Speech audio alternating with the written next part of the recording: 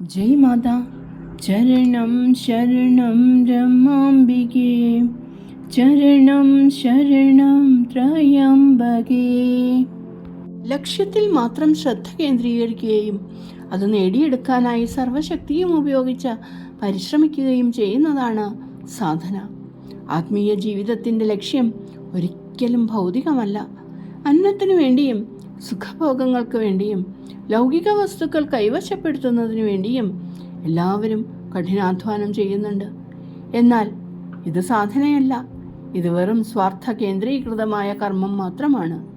ആത്മീയതയിലേക്ക് കടന്നു വരുന്നവർ പോലും സാധനയും ലൗകിക കർമ്മവും തമ്മിലുള്ള വ്യത്യാസം മനസ്സിലാക്കാറില്ല. അതുകൊണ്ടാണ് അവർ പാതി വഴിയിൽ തളർന്നു പോകുന്നത്. കർമ്മം അഹന്തയിൽ അധിഷ്ഠിതമാണ്, എന്നാൽ സാധന സ്വയം സമർപ്പണമാണ്. കർമ്മം നമ്മെ ബന്ധനസ്ഥരാക്കുന്നു, സാധന സ്വാതന്ത്ര്യത്തിലേക്ക് നയിക്കുന്നു. കർമ്മം അജ്ഞാനത്തിൽ തഴച്ചു വളരുന്നു, എന്നാൽ സാധന എന്നത് ഈശ്വര ചിന്തയിലുള്ള തുടർച്ച നിലനിർത്താനുള്ള പരിശ്രമമാണ്. കർമ്മം ദുഃഖവും നിരാശയും നൽകുന്നു, സാധന സന്തോഷവും പൂർണ്ണതയും പ്രദാനം ചെയ്യുന്നു. കർമ്മം മാനസികോർജത്തെ നശിപ്പിക്കുമ്പോൾ സാധന മനോബലവും ധാർമ്മിക ശക്തിയും ആത്മീയ കരുത്തും നൽകുന്നു. കർമ്മത്തിലൂടെ ഒരിക്കലും സംതൃപ്തി ലഭിക്കില്ല, എന്നാൽ സാധന ഈശ്വര ദർശനത്തിലും ശാന്തിയിലും നിത്യമായ ആനന്ദത്തിലും അവസാനിക്കുന്നു. നിങ്ങളുടെ ഓരോ കർമ്മവും സാധനയായി മാറണം.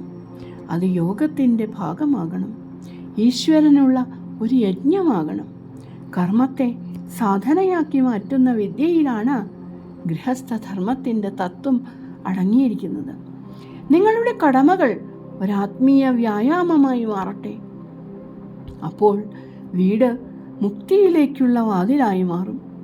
സ്വധർമ്മവും കടമകളും അവഗണിച്ച് ആർക്കും ഭക്തനാകാൻ കഴിയില്ല. നിങ്ങളുടെ പ്രിയപ്പെട്ട ഈശ്വരനെ കർമ്മരംഗത്ത് വെച്ച് വേണം കാണാൻ. ഭക്തിയുടെ ആനന്ദവും ധ്യാനത്തിൻ്റെ ശാന്തിയും അറിവിൻ്റെ കരുത്തും വിശ്വാസത്തിൻ്റെ ശക്തിയും നിങ്ങളുടെ തൊഴിലിടങ്ങളിലേക്ക് കൊണ്ടുവരിക. ഈശ്വരനുണ്ടെന്ന് എല്ലാവർക്കും അറിയാം, എന്നാൽ അത് കേട്ടറിവ് മാത്രമാണ്. നിങ്ങൾ ഈശ്വരനെ അനുഭവിക്കണം, അവിടുത്തെ സാന്നിധ്യത്തിൽ ജീവിക്കണം. വിശ്വാസം നിങ്ങളുടെ പ്രവൃത്തികളെ പ്രചോദിപ്പിക്കുമ്പോൾ തിന്മ ചിന്തിക്കാനോ പ്രവർത്തിക്കാനോ നിങ്ങൾക്ക് കഴിയില്ല. നിങ്ങളുടെ ഉള്ളിലെ അജ്ഞാനമാകുന്ന മതിൽ പൊളിച്ചു നീക്കുക എന്നതാണ് സാധനയുടെ ലക്ഷ്യം. തടസ്സങ്ങളെല്ലാം നിങ്ങളുടെ മനസ്സിൽ തന്നെയാണ്. അവയെ തിരിച്ചറിഞ്ഞ് നീക്കം ചെയ്യുക. നിങ്ങളുടെ തീവ്രമായ ആഗ്രഹം, മുമുക്ഷുത്വം ജ്വലിക്കണം. ധർമ്മം എന്നത് തർക്കിക്കാനുള്ള വിഷയമല്ല, അത് അനുഭവിക്കാനുള്ളതാണ്. നാമജപം, സ്മരണ, ഏകാഗ്രത എന്നിവയെല്ലാം സാധനയുടെ ഭാഗമാണ്. ഗുരുവാക്കിലുള്ള വിശ്വാസവും ശുഭചിന്തയും അത്യാവശ്യമാണ്. ഉയർന്ന ഭാവത്തോടെ വേണം ധ്യാനിക്കാൻ. ഉയർന്ന ആത്മാവ് എന്ന നിലയിൽ നിങ്ങൾക്ക് ഈശ്വരനുമായി മാത്രമേ ബന്ധമുള്ളൂ. എന്നാൽ നിങ്ങൾ അമ്മയുടെ തത്വങ്ങളിൽ വിശ്വസിക്കുന്നുവെങ്കിൽ യാതൊരു സംഘർഷവുമില്ലാതെ ലൗകിക കടമകൾ നിർവഹിക്കാൻ നിങ്ങൾക്ക് സാധിക്കും. നിസ്സംഗത എന്നാൽ സ്നേഹമില്ലായ്മയല്ല, അത് വ്യക്തിപരമായ സ്നേഹത്തിന് മുകളിൽ ഉയരാനുള്ള കഴിവാണ്. ഉള്ളിൽ ഭക്തിയില്ലെങ്കിൽ ജീവിതം അർത്ഥശൂന്യമാകും. മനസ്സ് രജോ ഗുണത്താലും തമോ ഗുണത്താലും നിറഞ്ഞതാണെങ്കിൽ നിങ്ങൾ ഈശ്വരൻ്റെ അടുത്തിരുന്നാലും യഥാർത്ഥത്തിൽ അകലെയാണ്. എന്നാൽ സത്വഗുണമുള്ള മനസ്സാണെങ്കിൽ എത്ര ദൂരെയായാലും നിങ്ങൾ ഈശ്വരൻ്റെ സാമീപ്യത്തിലാണ്. ഭക്തിയാണ് ആത്മീയ ജീവിതത്തിൽ ഏറ്റവും പ്രധാനം. ഭാവമാണ് ഭക്തനെ ഈശ്വരനുമായി ബന്ധിപ്പിക്കുന്നത്. ഭാവം ആഴത്തിലുള്ളതാകുമ്പോൾ ആരാധന ഒരു ആന്തരിക വിനിമയമായി മാറുന്നു. ഈശ്വരൻ സർവശക്തനാണ്. ആ ശക്തി നിങ്ങളുടെ ഉള്ളിലുമുണ്ട്. വിവേകവും ശരിയായ തീരുമാനമെടുക്കാനുള്ള കഴിവും ഈശ്വരീയ ശക്തിയുടെ രൂപങ്ങളാണ്. ഈശ്വരൻ പരമമായ പൂർണ്ണതയാണ്.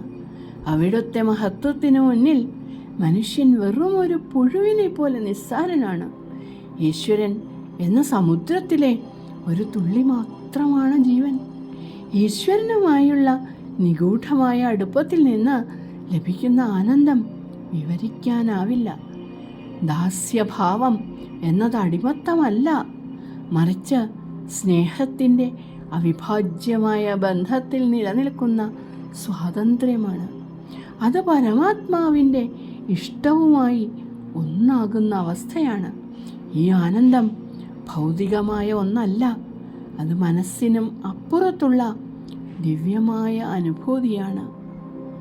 ചരണം ശരണം രമാംബികേ, ചരണം ശരണം ത്രയംബകേ. ജയ് മാതാ.